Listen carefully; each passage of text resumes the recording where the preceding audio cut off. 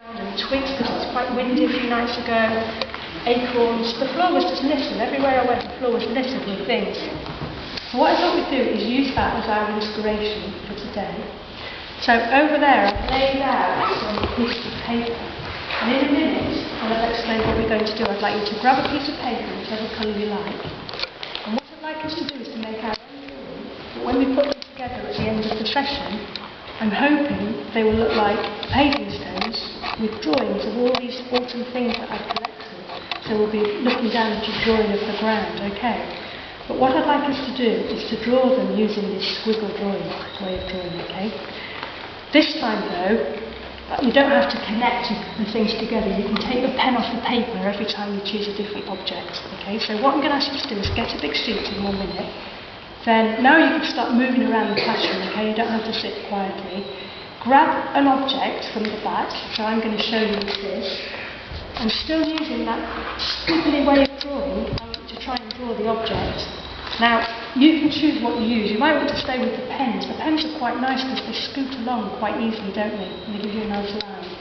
But you might decide to use charcoal, which gives a completely different effect, doesn't it? It's quite messy, it's quite soft, and you can rub it with your fingers, okay?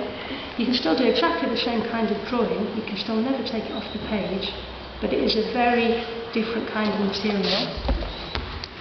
Or you might choose normal pencils. Does everyone know the difference between the hardnesses and the softness of pencils? James, do you want to remind people? Can you remember? Well, HB means hard, soft, basically, so that's like the average one. Probably. That's right, so that's HB, so a kind of middle line, I suppose.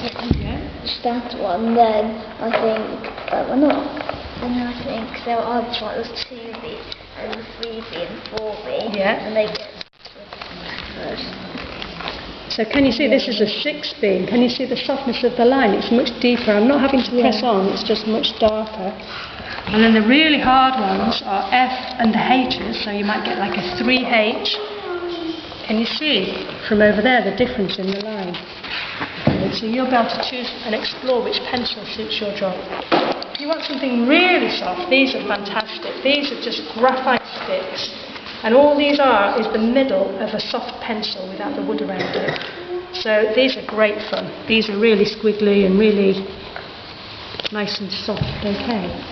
So choose your materials, and you can change your material for the different object, because what I'd like you to do is to, when you take a large sheet, think about where you're going to put these objects on your sheet. So you might draw your pine cone there, never take your pencil or crayon off the paper, and then you might pick up an acorn which sits over here, okay? So you might choose different materials for different jobs, and I'd like you to build it up over the next half an hour or so. Is that okay? I think what's really successful about these is the way your drawings sit on the paper. I mean, look at this, taking up the whole paper. Fantastic, they're all like it. They all really take up the sheet of paper well. So we're not just looking for drawings in the middle, we're looking for drawings all around your sheet of paper. Okay, has anyone got any questions? So I want you to feel like it's your space, so help yourself to materials. I'm going to tidy the eggs away. Find yourself a place to work. You might want to work on your own or in a little group, that's up to you. And grab a sheet of paper and we'll get going. Okay.